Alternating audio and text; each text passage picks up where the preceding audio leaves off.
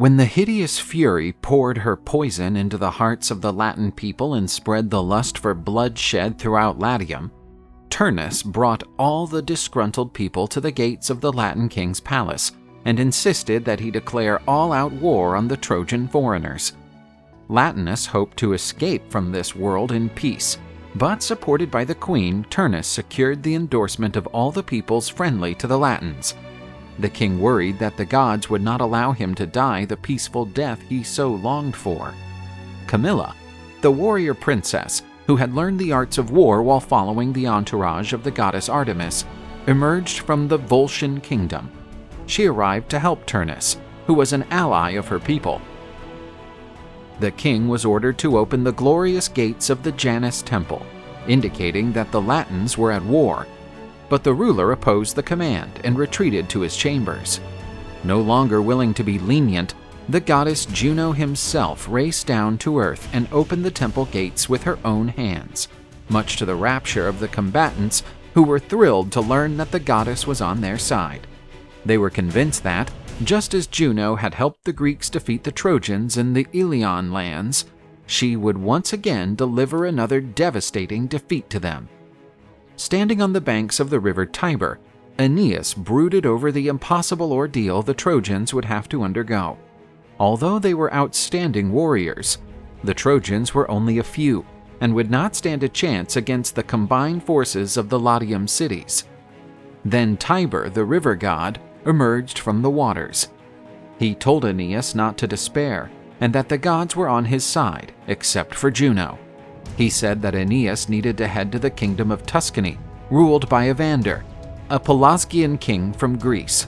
Despite being Greek settlers, they were friends of the Trojans. Aeneas went to King Evander for help. The Tuscans, too, were enemies of the Latins, so persuading them to help the Trojans was not hard. King Evander, already an old man, said he would not be able to fight, but would send his best knights and his son Pallas to lead his men on the king's behalf. Somewhere far away, in the divine forges of Mount Etna, Vulcan, the forging god, was crafting majestic weapons for Aeneas at the request of his wife Venus. These could only be compared to the ones used by Achilles himself. They were given by Venus to her beloved son. She told him that, as long as he wore them, he would be capable of fending off any enemy. The hero sensed that with those weapons and armor he would be almost invincible on the battlefield. But one item struck him more than the rest: his new shield. It contained several high-relief artworks depicting the future of Rome. But all these images were puzzling to him. It featured the twins and the she-wolf, men cradling women in their arms, and many other stories that made absolutely no sense to the Trojan. While Aeneas was out looking for allies, Turnus was paid a divine visit. Iris, the messenger of the gods, brought a note from Juno to the great warrior. It said that, without Aeneas around, the Trojans' camp on the banks of the Tiber was vulnerable. Turnus led his army to it, but the dust stirred up by his army's advance alerted the Trojan watchmen, who sounded the alarm. The leader of the Romans dared the Trojans to face them in the open, but Aeneas's warriors were not foolish and did not give in to Turnus's taunts. They would be waiting for Aeneas to come back before finally standing up to the Latium warriors. Turnus threw his assegai at the Trojan palisade watchmen, but the Trojans took cover behind their fences and trenches. With no other choice, Turnus ordered the Trojan camp to be besieged until more men could be assembled for the final assault. But Turnus grew impatient and paced back and forth, trying to find ways to harm the Trojans.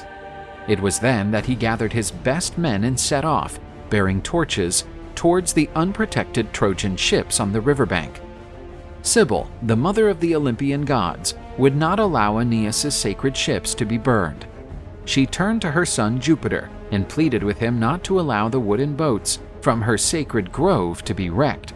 The goddess sacrificed her entire woods so that Aeneas could have his fleet.